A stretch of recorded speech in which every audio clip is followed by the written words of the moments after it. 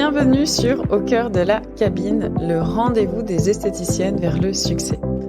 Je suis Sandra, coach, formatrice et consultante en stratégie dans l'esthétique. Et sur ce podcast, on parle entrepreneuriat, mais aussi épanouissement. En solo ou avec mes invités, je vous partage des conseils, des retours d'expérience et des pistes de réflexion pour développer votre institut. Alors c'est parti pour une bonne dose d'inspiration, de motivation et d'ambition.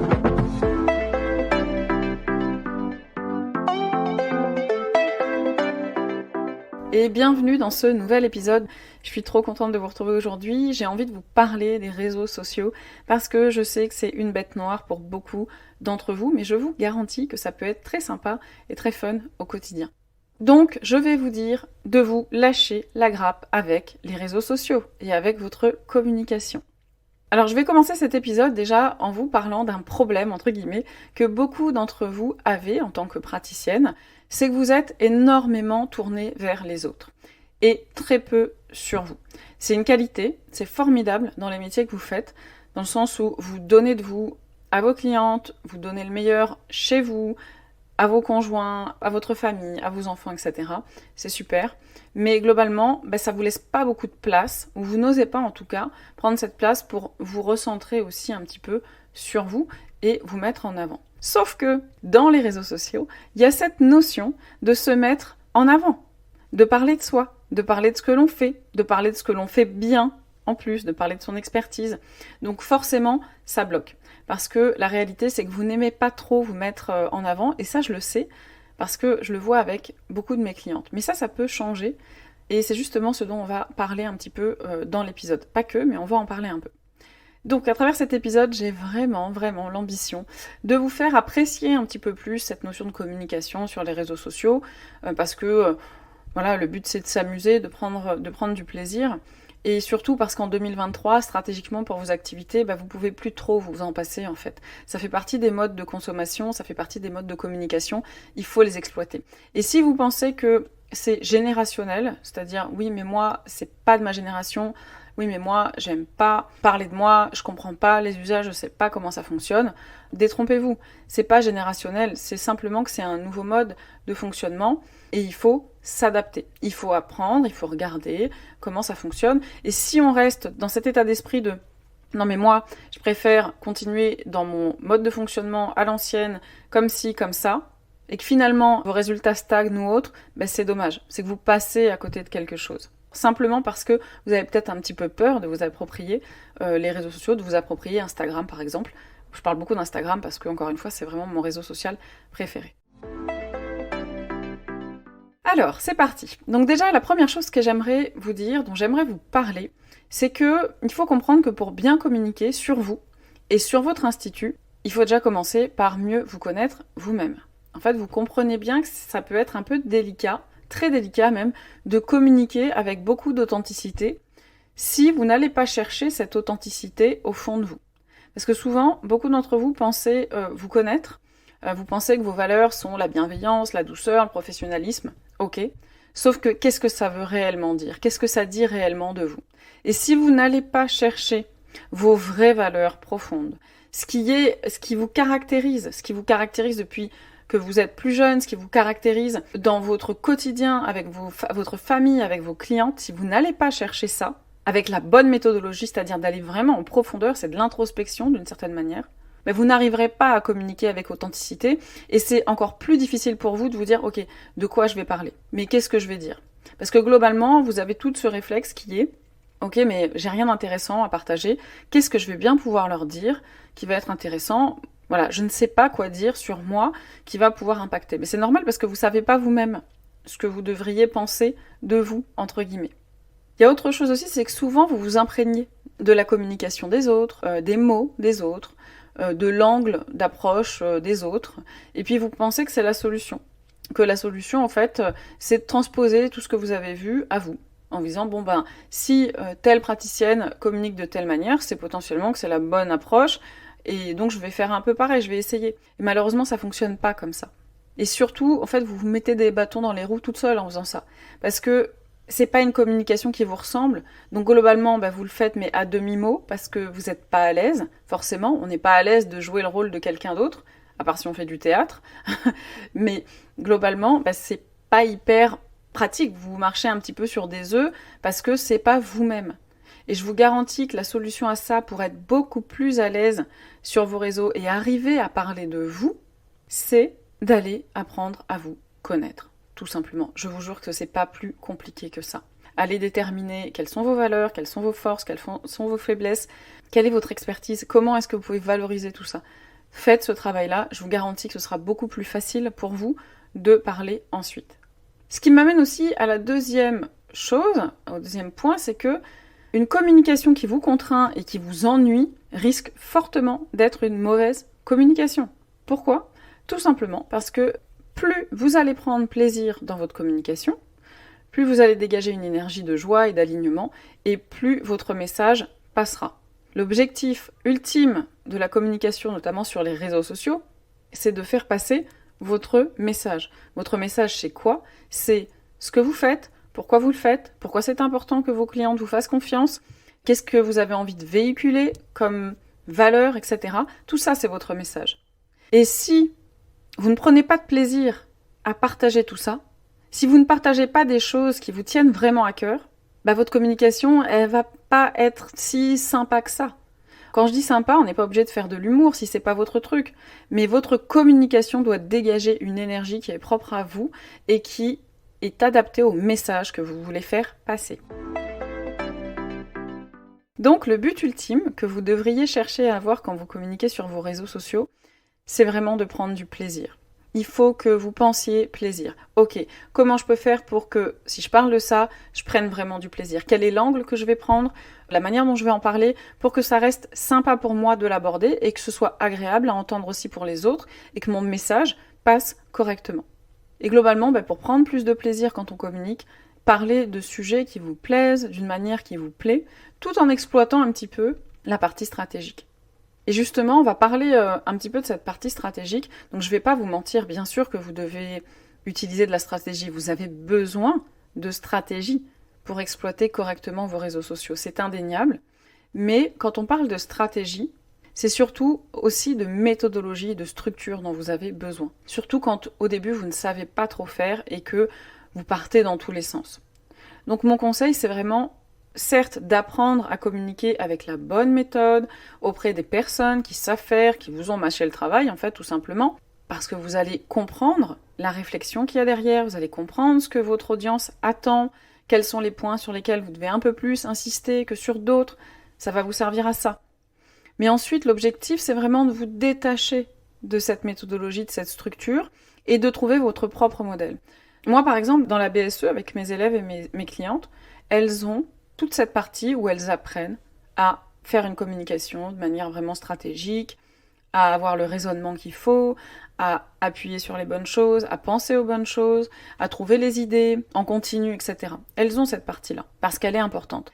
Mais ensuite, elles vont se détacher un petit peu de ce qu'elles ont appris, et elles vont y rajouter de plus en plus tout ce qu'elles ont fait dans le travail d'introspection, tout ce dont je vous parlais en première partie.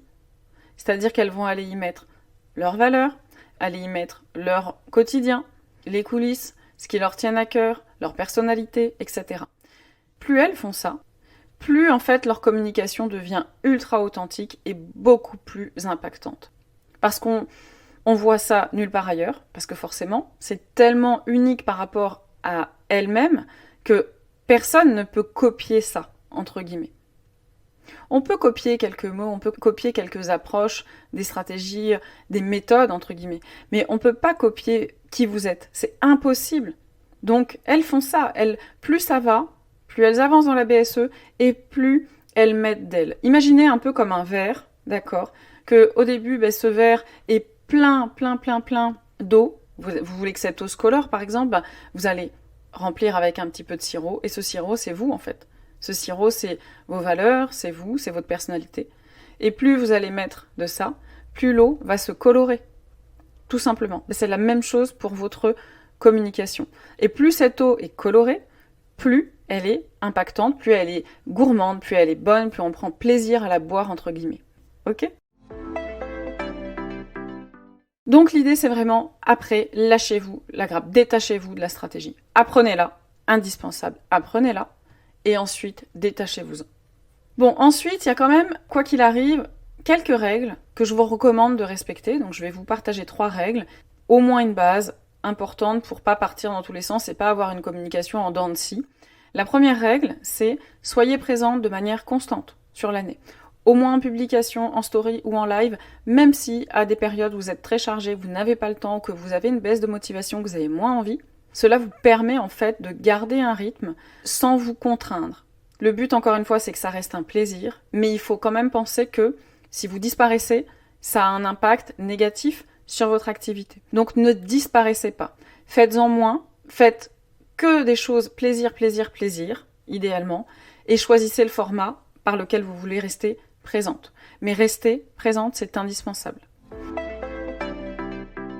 Deuxième règle, essayez de suivre un petit peu la tendance générale, sans non plus vous mettre la pression pour faire le dernier Reels à la mode, etc. Non, c'est pas le but. Il existe en fait plein de manières de faire du contenu, de créer du contenu. Donc, inspirez-vous, regardez ce qui se fait. C'est important de suivre en fait son temps en fait d'une certaine manière. Et ensuite, faites un peu à votre sauce. Regardez ce qui vous plaît. Prenez votre propre stratégie, bien sûr, tout ce qu'on a vu juste avant, et vous faites à votre sauce, simplement sur la manière d'exploiter les formats. D'accord ? Donc c'est sûr qu'il y a des choses qui fonctionnent plus ou moins qu'avant, par exemple dans les Reels. Avant, il y a encore 2 ans, c'était de danser, de faire des petites chorés, etc. ou de pointer du doigt des choses. Aujourd'hui, ça a un peu changé. On aime bien les Reels avec un contexte et des conseils. On aime bien les Reels parler en face cam avec des conseils ou des histoires, tout ça. Donc ça a évolué, il faut quand même en avoir conscience. Règle numéro 3. Demandez-vous toujours ce que votre contenu va apporter, faire ou créer, etc. Il faut poser une intention forte tout en partageant des choses en fait dans le plaisir et dans la joie, vraiment. Mais demandez-vous toujours quel est l'objectif de votre contenu. Même si c'est plus léger, même si c'est superficiel, entre guillemets, même si c'est plus personnel, entre guillemets aussi, attention, on ne parle pas de raconter toute sa vie, mais même si c'est plus personnel, demandez-vous quelle est l'intention que vous posez quand vous partagez ce contenu. Donc voilà, 3 règles essentielles.